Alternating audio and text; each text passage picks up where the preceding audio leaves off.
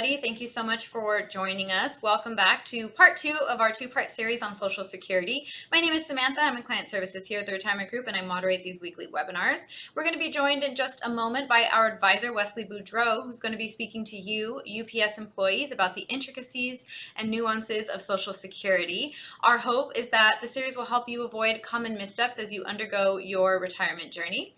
Wesley is going to be highlighting frequent errors and misconceptions, providing you with a clear grasp on the Social Security system. Before I bring Wesley on, however, I'd like to just remind you that although we work very closely with both active and retired members of the UPS community, we are not affiliated nor endorsed whatsoever by UPS. We're a completely independent group of financial advisors. After Wesley's presentation, I'll be coming back on with him to ask him any of the questions you may have entered into the Q&A box. Please feel free to ask away. It's 100% anonymous, and we love answering as many questions as we can, time permitted, of course. And with that, I'd like to introduce you to our speaker, Wesley Boudreaux. Hi, Wesley.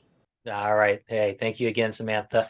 And as we said, we did one of these last week. Where this is kind of short and sweet. We're just going to go over some typical questions we see from time to time on Social Security Review.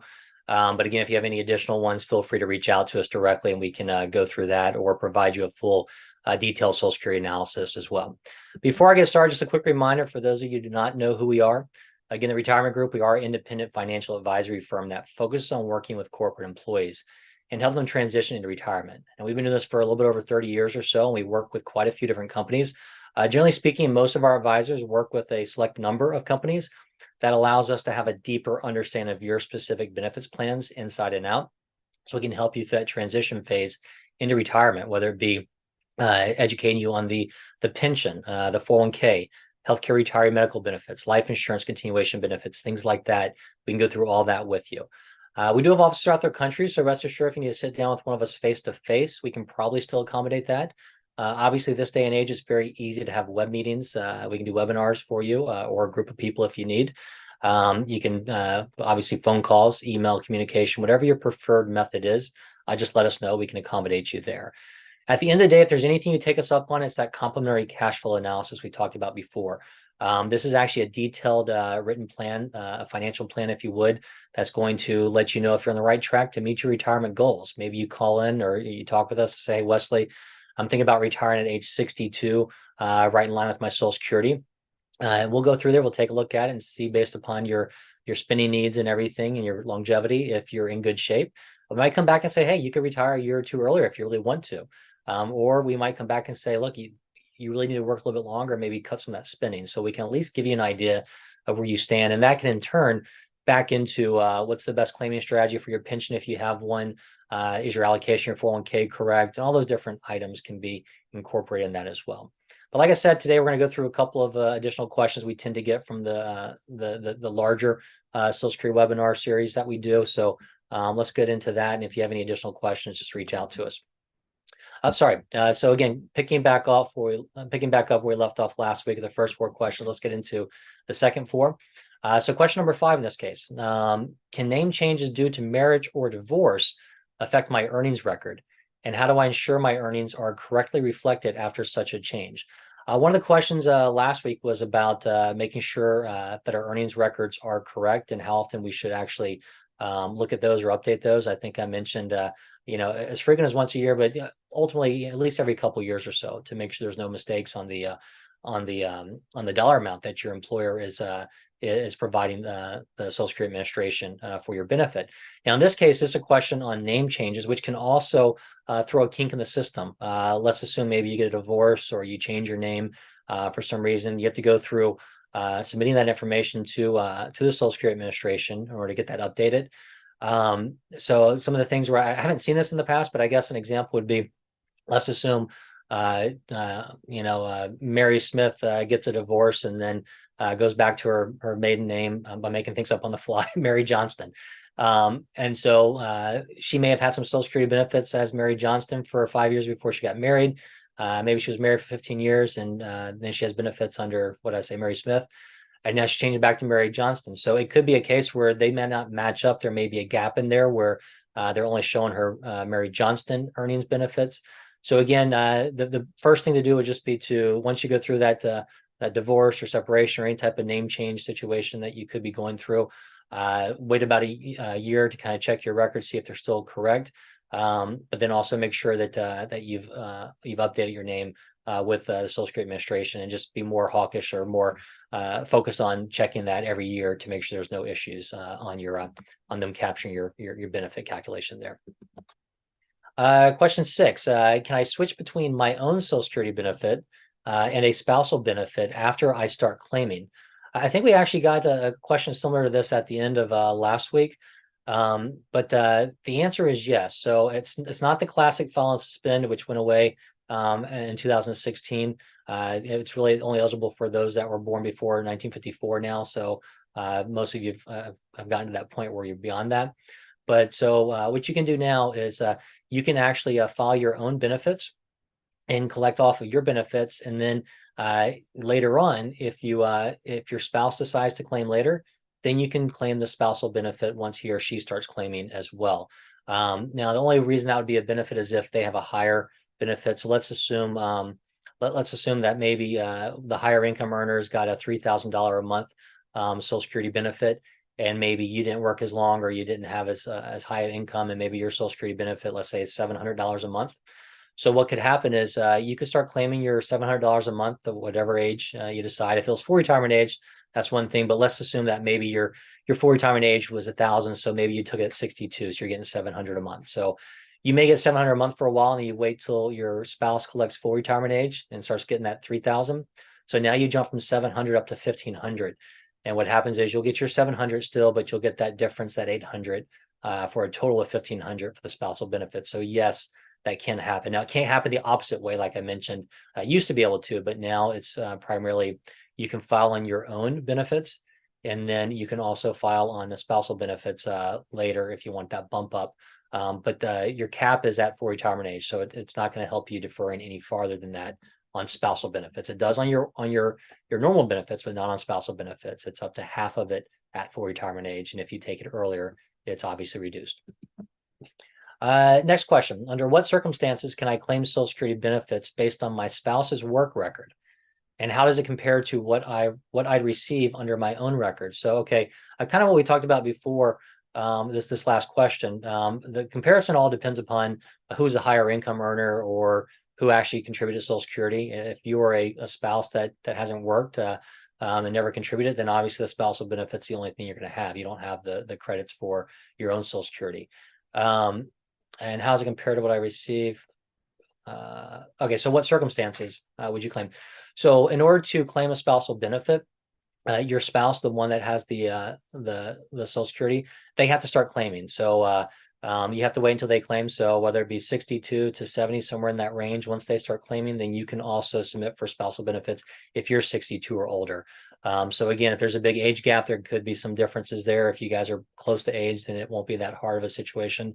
Honestly, if you have questions on this or want to dig into it in more detail, give me a call or give the retirement group a call. I can run a detailed Social Security analysis for you to show you all the variations of claiming strategies, and look at what's going to be the best outcome over the long term, financially speaking. Obviously, there's emotional decisions whether you want to take it early or late. We can go over that too, but financially, we can tell you what the best claiming strategy would be as far as taking your own and then getting spousal, or deferring all the way and just getting spousal. We can go through all those different options with you as well. But hopefully that answers that question. If it didn't, then give us a call. We can dig into your own situation. Last one here, and then we'll see if there's any new questions this week. If my spouse plans to claim benefits based on my Social Security earnings, what happens if they delay claiming beyond their full retirement age? Okay, I kind of alluded to this, I think, in the last question or two.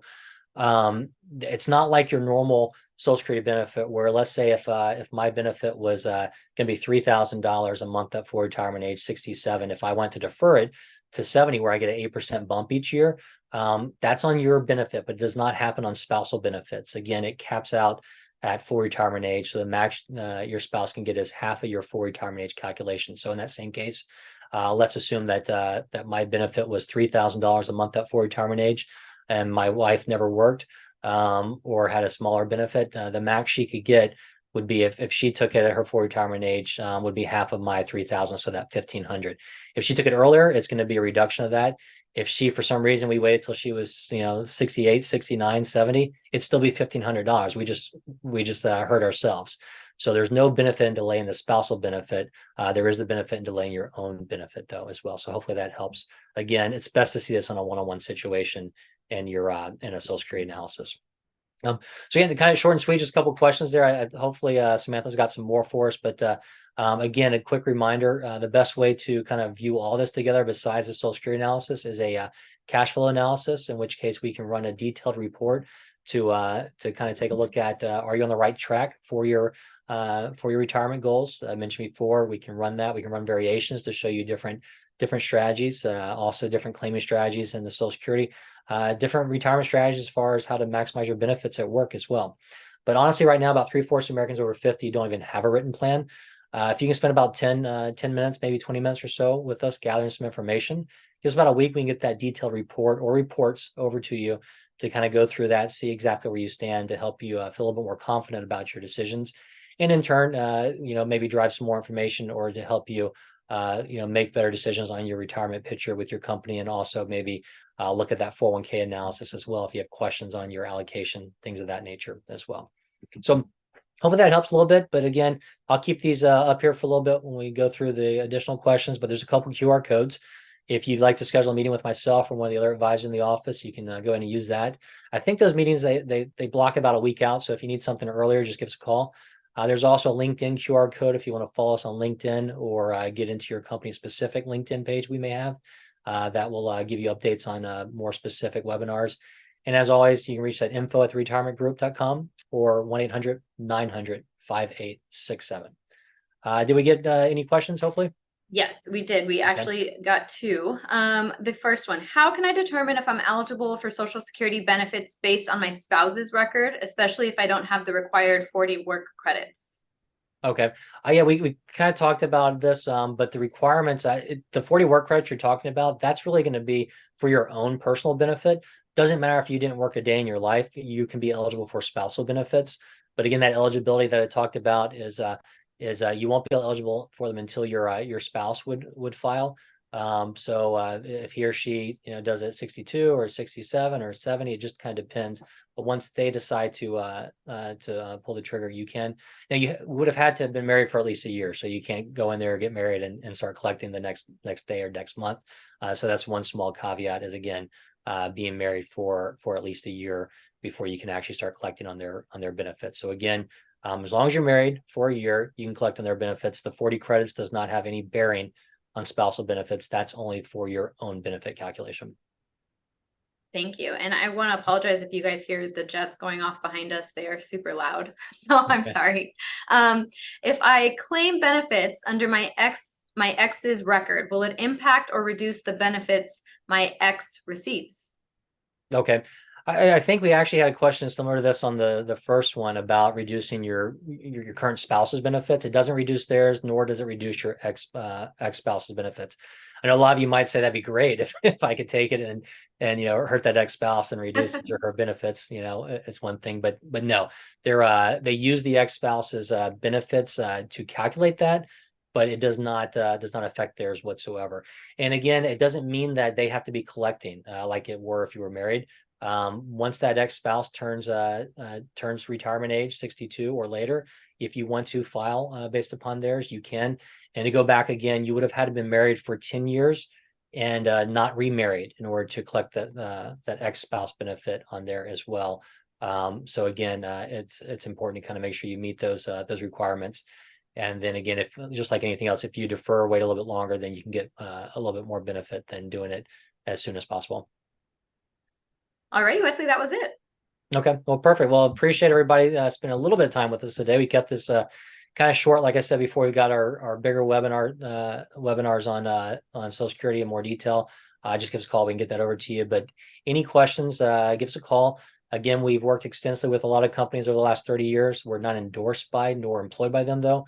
But if you have any questions, want to dig into this or company plans, just let us know. You can reach that 800-900-5867.